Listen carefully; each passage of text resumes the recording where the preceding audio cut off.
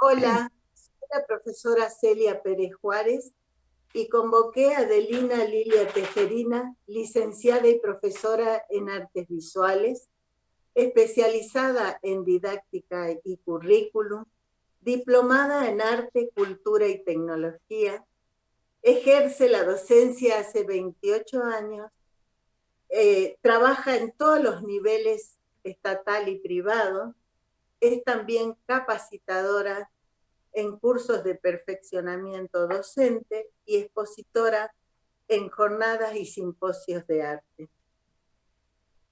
Lidia, te invité para reflexionar sobre evaluación, que es uno de los temas que nos provoca estrés y mucho temor en los estudiantes. Digamos que es una habilidad que tenemos que desarrollar como docentes. Así que bueno, te invito a que comencemos a haciendo una reflexión, como decías, saber primero qué es la evaluación. Así que bueno, te escuchamos. Gracias, Celia, por la invitación, por la consideración. Sí, es importante, si bien es lo último que lo planteamos como educadores cuando organizamos una planificación, cuando organizamos una clase, pero tenemos que tener en claro también que la evaluación es permanente y por lo tanto considerar, ¿no? Tener en cuenta estos aspectos. Primero, ¿qué es la evaluación? Nosotros como docentes, entenderla como tal, y desterrar algunos estereotipos con los que hemos sido formados, con los que hemos estado formando alguna vez. Pero está bueno esto también de poder cambiar nuestras miradas, poder cambiar nuestras apreciaciones. Entonces, en lo particular, creo que si hablamos de la educación, la evaluación tiene que ver con la verificación de los objetivos propuestos cuando organizamos una clase. Nos planteamos un ideal a donde queremos llegar y vamos a saber si hemos llegado a ese ideal de clase, de contenido, de desarrollos, evaluándolo, saber si lo logramos. Eso por un lado. Y por otro lado, también entender a la planificación como un proceso de construcción del conocimiento, que va a tener que ver también con el fortalecimiento de esos saberes, de esos conocimientos que hemos ido adquiriendo. Así que sí, creo que si nosotros abordamos la evaluación como un proceso, va a dejar de ser tan conflictiva a lo mejor para muchos, ¿no? Porque vamos a saber que la podemos ir construyendo conforme se vayan desarrollando los momentos o los actos educativos. Así es.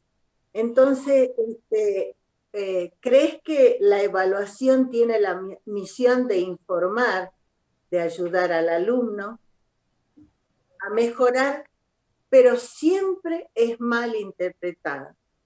¿Por qué crees que la evaluación es un trauma de muchos de los estudiantes? Y de muchos de los docentes, no solo de los estudiantes, sí, obviamente, porque a veces tenemos ese concepto de que cuando nos evalúan, nos juzgan, nos observan. Estamos como en el ojo de la tormenta, qué hicimos bien y qué hacemos mal, con el temor de no equivocarnos. Fundamentalmente porque a veces, o la mayoría de las veces, la evaluación se entiende como este paso que nos permite pasar de curso, aprobar una materia, no quedarnos, no recuperar, no recursar o hasta recibirnos, ¿no? Entonces lo vamos viendo así a la evaluación, como que dependemos del otro, del que nos evalúa, para seguir con nuestras vidas, si se quiere. Claro, y muchas veces es cierto, estaba mirando yo, ya me van enviando algunas microclases, en donde los alumnos por ahí, como yo les digo, se olvidan muchas veces de poner digamos, en primer lugar nuestras artes visuales, ¿no es cierto? Y de pronto comienzan dándole un gran desarrollo a otros, a otras disciplinas. Entonces, o por ejemplo, cuando comienzan y se suponen que eso es una actuación. pero hacen una sobreactuación, ¿no? Sí, La ley sí, federal planteaba como actores institucionales, ¿no? Nosotros teníamos que cumplir un rol, conceptos que la misma ley nos impuso y donde la educación era el así es. escenario. Sí, teníamos que Sí, actuar en ese escenario. Y decía también que la evaluación también es el terror de los docentes, no del docente que evalúa, sino del docente también que es evaluado. A mí me ocurre cuando a veces solicito, yo también en el profesorado de artes visuales ejerzo la cátedra de residencia pedagógica, y bueno, los estudiantes tienen que hacer sus prácticas en los distintos niveles. Pero hay docentes que no quieren ser observados, que entiendo tiene que ver con el ser evaluados, ¿no? Que a veces tienen miedo de esto, de qué van a decir de mí, lo estaré haciendo bien, lo hago mal, me criticarán. Esto tiene que ver, digamos, con la evaluación fundamentalmente, ¿no? Con sentirse evaluados. Por eso digo el terror de los docentes y el terror también de los estudiantes en su condición como tal. así es. Sobre todo nosotros, ¿no? Que creemos que podemos, pero sería interesante tener espacios también de reflexión para que podamos decir, bueno, mira, yo me parece que podrías mejorar en este aspecto, o no se te entendió bien, o qué te parece, te apoyo en esto, que a lo mejor no es carencia, sino es compartir. Pero claro, creo que no estamos acostumbrados a eso y creo que deberíamos abrir un espacio realmente para apoyarnos, ¿no es cierto? Así que bueno, ¿tú qué opinas? Sí, creo que es importante sobre todo cambiar la mirada que tenemos de la evaluación. Y en esto que decías de la reflexión es muy importante porque la evaluación es ese proceso de reflexión que nos va a ayudar a mejorar, que nos va a ayudar a superar algunas problemáticas que podamos tener o a mantener otras. Y en esto los aportes entre los estudiantes, entre los docentes, es muy importante, porque recordemos que la evaluación no siempre viene del que uno cree que sabe más, porque en realidad todos tenemos el conocimiento. Ahora, cómo lo vamos dando, desarrollando ese conocimiento, es muy importante y sobre todo compartiéndolo. Entonces, muchas veces, yo me acuerdo que iba a hacer cursos y los cursos los dictaban ex estudiantes, ahora profesores, y me veían y me decían, pero profe, ¿usted qué hace ahí? Usted me intimida, porque como que yo ahora era la estudiante de ellos. Usted debería estar dando porque sabe más. No, nadie sabe, nadie tiene el poder, el conocimiento total. Entonces siempre aprendemos del otro. También aprendemos mucho de nuestros estudiantes. Yo, a pesar que estoy próxima a la jubilación, permanentemente estoy construyendo el aprendizaje, construyendo mis prácticas, renovándolas, trabajando con nuevos aspectos y que esos a veces, esos nuevos aspectos nos aportan los mismos estudiantes que tienen otros conocimientos distintos a los nuestros. Y está bueno porque eso nos ayuda también a crecer.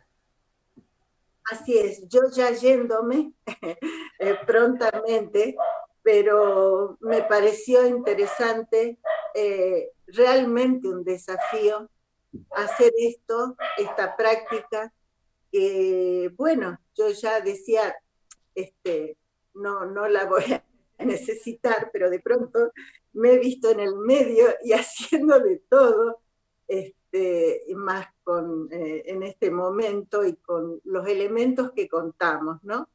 Eh, yo creo firmemente en que hay que atreverse y no siempre estar cómodo en un lugar, decir yo no lo hago, no puedo. Y bueno, también estoy incursionando en esto de la manera que puedo y con los elementos que tengo. Así que, bueno. ¿Y considerás que la autoevaluación es una herramienta didáctica eficaz? Es eficaz en la medida que reúna ciertos parámetros. Es eficaz mientras la autoevaluación sea objetiva y basada fundamentalmente en el conocimiento. Y cuando hablo de la objetividad, tiene que ver un poco que a veces cuando nos autoevaluamos juega la subjetividad, cuando decimos, a mí me gusta, para mí está bien. Ahí obviamente es importante la autoestima en este caso, de saber y estar convencido que lo que hago, que lo que produzco está bien realizado. Pero también tengo que tener en cuenta que lo que yo produzco, que lo que yo hago va en función de otras personas y que puede ser observado y puede ser evaluado también por el otro, que va a tener otros aspectos, otras miradas, otras formas de evaluar y otros conocimientos. Entonces, de repente, lo que para mí está muy bien hecho, para el ojo del espectador o de la otra persona, con otra capacidad y con otros conocimientos, puede evidenciar algunas falencias en mi producción. Pero si yo soy objetivo en la autoevaluación, voy a ser también autocrítico y también voy a ver que siempre va a haber aspectos en los cuales tengo que mejorar. Alguna vez charlando con algunos artistas, me decían que un cuadro, por ejemplo, nunca está terminado, porque siempre, cuando lo observan, siempre hay algo nuevo que cambiar, algo nuevo que agregar. Y esto creo que también lo podemos traer a la educación. En la educación nunca nada está acabado, por más que tengamos una clase excelente, que haya salido perfecta, o que nuestra producción haya sido muy buena, siempre va a haber algo que tendremos que reflexionar, tendremos que aportar, tendremos que mejorar. Entonces la evaluación va a ser efectiva y es muy buena herramienta y tenemos que ser autocríticos siempre y cuando seamos objetivos también de nosotros mismos.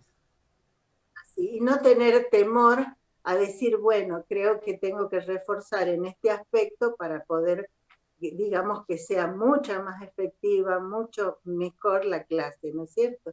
Tiene Así es. mucho, así que, bueno, en su experiencia de coevaluación grupal entre alumnos, ¿tiene efectos positivos o es propensa a bullying, burlas y dinámicas grupales negativas? Así como la autoevaluación tiene que ver con un proceso, como todas formas de evaluación, a veces es mejor que exista una heteroevaluación, ¿no? A veces es mejor que el otro nos diga lo hiciste bien o lo hiciste mal. El otro que uno cree que es el que tiene el mayor conocimiento. Cuando hablamos de coevaluación, que es otra forma de evaluación también, estamos hablando de juzgarnos entre nosotros. Creo que como docentes, para poder manejar una coevaluación, primero hay que preparar al estudiante. ¿Qué es lo que vamos a evaluar? Si vamos a trabajar con una crítica, esa tendrá que ser constructiva y tendrá que ser en función del aporte que le podemos brindar nosotros desde nuestro aporte, cómo podemos ayudarlo al otro a crecer, a mejorar, a cambiar.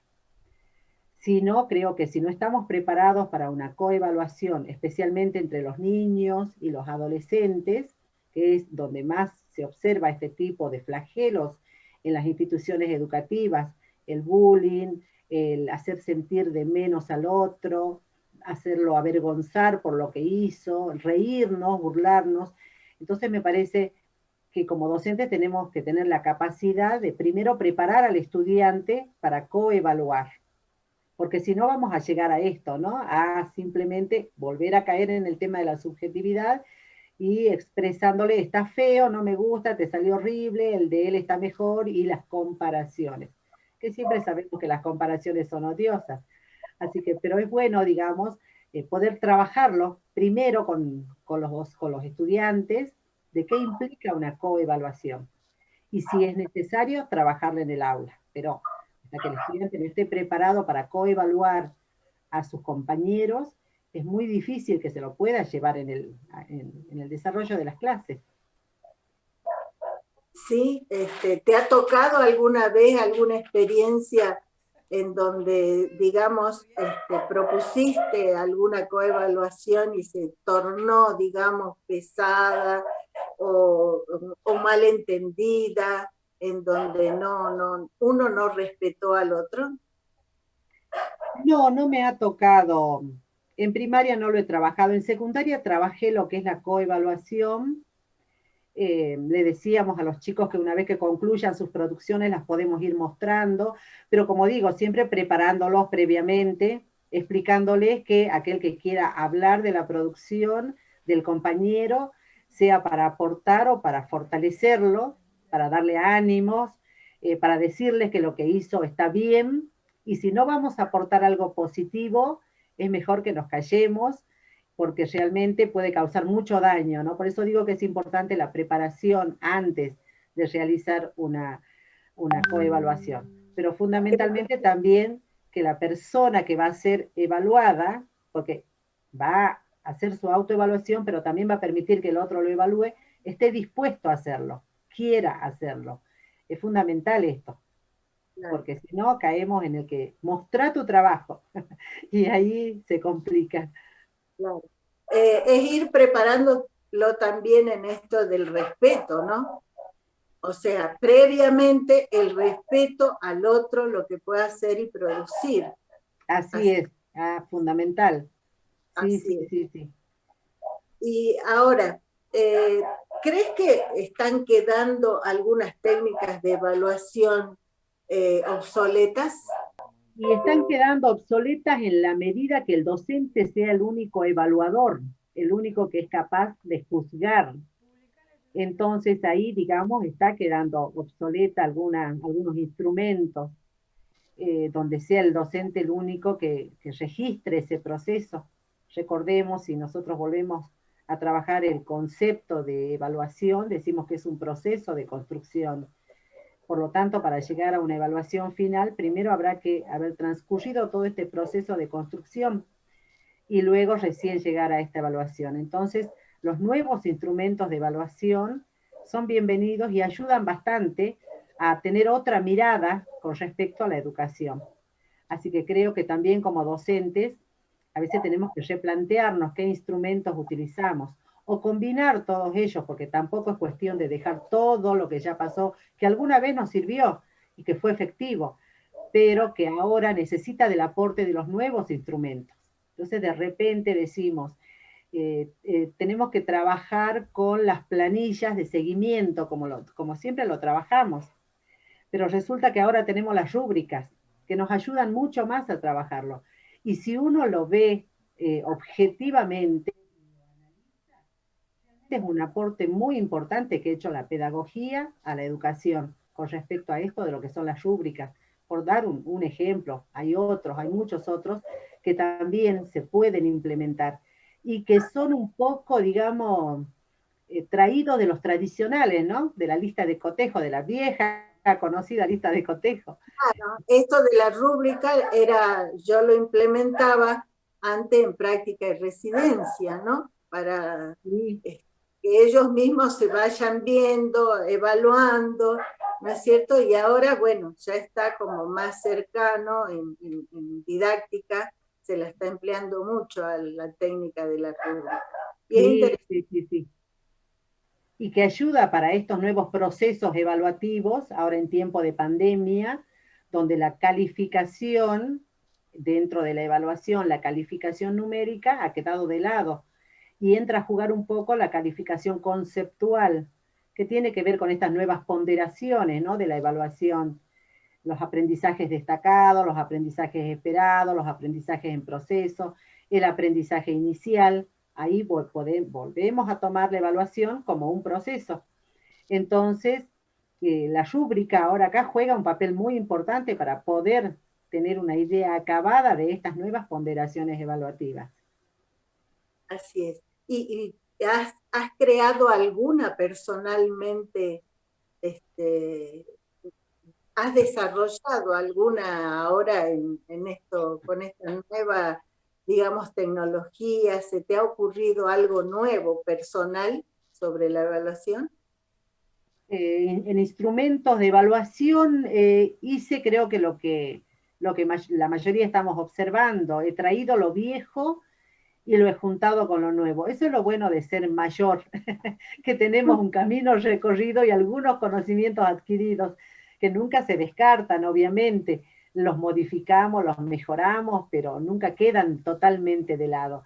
Entonces, nuevos como algo innovador, no, pero sí he traído lo que ya teníamos y lo fui acomodando y actualizando en función de estos nuevos contextos, porque cada contexto, cada año, cada estudiante es diferente.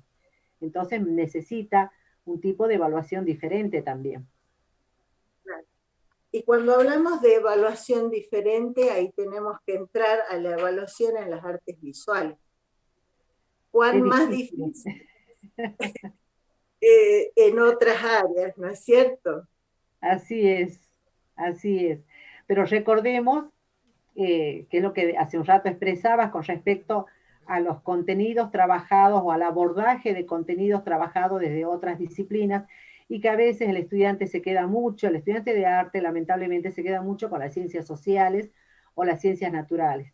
Toma mucho de ese campo para trabajar.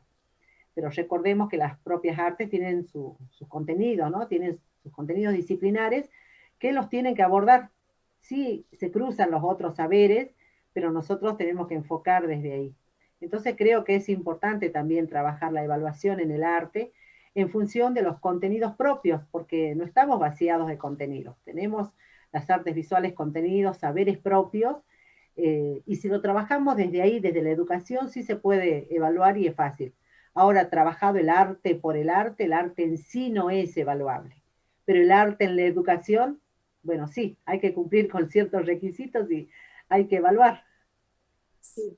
¿Y cuánto nos cuesta a los alumnos, nuestros alumnos, ¿no es cierto? Que bien, pongan en primer lugar las artes visuales, porque por ahí, como dije al principio, desarrollan más otras áreas que la nuestra, ¿no? Pero además, el estudiante de arte, yo por mi experiencia, he observado que lo que tiene que tener en cuenta, y tenemos como docentes en general, sobre todo de las artes visuales, tener en cuenta lo que estamos enseñando y qué es lo que vamos a evaluar. Y a veces nos quedamos en la subjetividad de la evaluación. Por ejemplo, yo siempre observo que se evalúa la creatividad. No, es imposible evaluar. Entonces, pero lo ponemos como criterio de evaluación, la creatividad. Y ahí entrará en juego un poco lo que tenemos cada uno como concepto de creatividad. Para algunos, un trabajo bien realizado, siguiendo las técnicas, siguiendo la identidad con otro trabajo más o menos parecido, será lo mejor y será creativo. Para otros tendrá que ver con una impronta personal, para otros tendrá que ver con sus propios conocimientos. Y bueno, eso ya va jugando, digamos, un poco la subjetividad. Entonces, a veces se hace difícil en el arte cuando tenemos que evaluar y nos salimos un poco de lo que son nuestros contenidos y tratamos de evaluar otras cosas que no estamos enseñando. Y ahí nos tenemos que situar un poquito en la educación, en el arte, que todo aquello que el docente sea capaz de enseñar es posible de ser evaluado. Entonces, ¿considerás que la evaluación en el arte es tabú? Es tabú en la medida que se tome a la evaluación del arte dentro de lo que es lo subjetivo del me gusta o no me gusta, o el porque lo entiendo está bien y si no lo entiendo está mal, está feo. Lo único que creo que es importante es recordarles, sobre todo a los estudiantes del profesorado y también a los estudiantes en general, sobre el significado y la importancia de las artes en general y de las artes visuales en particular, ¿no? Recordarles que es un aspecto muy importante de nuestras vidas, que nos atraviesa a todos, de una u otra manera las artes están presentes en nuestras vidas. Y todo aquel que hace artes, recordar que no es solo para entretenimiento, para pasar el tiempo, como el tiempo libre, como lo han tomado desde la educación, ¿no? Inclusive desde las grandes esferas en estos tiempos, como recreación y tiempo libre. O de la salud, creo que tiene muchos y variadísimos aspectos que Sí, abordan. y alcances, ¿no? Alcances. El arte fundamentalmente es expresión, es comunicación, Entonces, si nosotros lo trabajamos desde ahí, desde el arte, en las escuelas, transmitimos esto a los estudiantes, que el arte es una parte muy importante en nuestras vidas y que nos va a ayudar a superarnos en muchos aspectos de varias problemáticas que puedan surgir. Entonces creo que la visión que tenemos del arte y que los demás puedan tener del arte va a ser muy importante. Creo que una gran labor del docente de arte es revalorizar nuestro espacio, hacer ver que ahora, en estos tiempos sobre todo, cobró mucha importancia y que esta importancia la tenemos que seguir manteniendo y manteniéndolas en todos los niveles educativos y sobre todo creer nosotros como docentes, convencernos de que el arte sí es importante y que sí merece ser enseñado y que sí merece ser aprendido. Así es, comparto plenamente lo que acabas de expresar y con mucha alegría tengo que decir que he visto muchísimos jóvenes querer estar en las escuelas de arte hoy. Así que, bueno, esa es una alegría, un logro de todos los que hemos trabajado a lo largo de tantos años, Sí, así es. y para que se reconozca como corresponde, ¿no? Así que, bueno, hay que seguir y, Hay que bueno, seguir, aunque no estemos activas, creo que así, sí, hay que así, seguir. Y las nuevas generaciones tienen que seguir y mientras el tiempo que nos quede dentro del sistema, poco o mucho dentro del sistema formal, tenemos que transmitir esto, ¿no? Todos los que nos estamos yendo y todos los que siguen y seguirán detrás nuestro, que seguramente abrirán otros caminos, abrirán otras puertas, tendrán otras visiones, que siempre van a ser bien recibidas, pero no podemos dejar, no vamos a dejar nunca de lado, dejamos a veces de ejercer una profesión, pero la profesión la llevamos adentro y creo que eso no va a cambiar. siempre. Bueno, Lilia, Bien. muchas gracias por compartir realmente, es un placer. Y bueno, como te expresé, en este momento tan importante de mi vida, quería tenerte. Bueno, Celia, yo fundamentalmente agradecerte eh, y también reconocerte como docente, porque también fuiste parte de lo que soy ahora, de lo que sé, de lo que conozco, has contribuido en mi formación, con tus conocimientos, con tus aportes, porque fuiste mi docente en aquellos tiempos, pero, pero uno siempre tiene buenos recuerdos y lo fundamentalmente creo que lo más importante es, más allá de los buenos recuerdos, es lo que nos queda del docente. Y de vos tengo adquirido mucho conocimiento, entonces yo también te agradezco que me consideres como alguien que puede hacer un aporte también a lo que es la educación, a la formación. Valoro mucho lo que haces, lo que hiciste, lo que seguís haciendo como profesional de las artes, porque más allá de la docencia, vos tenés el otro aspecto que es la parte de artista, que no en todos, no todos lo desarrollamos, ¿no? Yo, por ejemplo, la parte de la práctica de las artes visuales está un poquito relegada, he quedado más con la teoría. Me gusta más, bueno, son inclinaciones de cada uno y otros que combinan, que, como es tu caso, ¿no? Que, de combinar la profesión, el amor al arte, a la práctica del arte y también la docencia en el arte. Así que, bueno, te agradezco muchísimo. Sé que siempre, siempre quisiste llevar el arte a otros niveles. La cerámica, que es tu fuerte, yo sé por conocimiento propio, porque te vi ejercer, porque te escuché siempre, que la cerámica no es únicamente el cacharrito que compramos como recuerdo y que vos siempre quisiste que la cerámica sea vista y elevarla de nivel en lo que son las artes visuales. Y bueno, ahora tienen su lugar y está buenísimo y van a seguir creciendo seguramente. Pero sé que mucho de esto tiene que ver con tu esfuerzo, con tu tenacidad, con tus aportes, de querer que todo esto mejore, que todo esto sea para bien, pero más que para vos, siempre pensando en el otro. Y eso valoro muchísimo de vos. Y te agradezco por todo lo que fuiste en mi vida, con todos los conocimientos que me aportaste, y cada vez que tuvimos alguna charla, siempre me llevo algo de vos.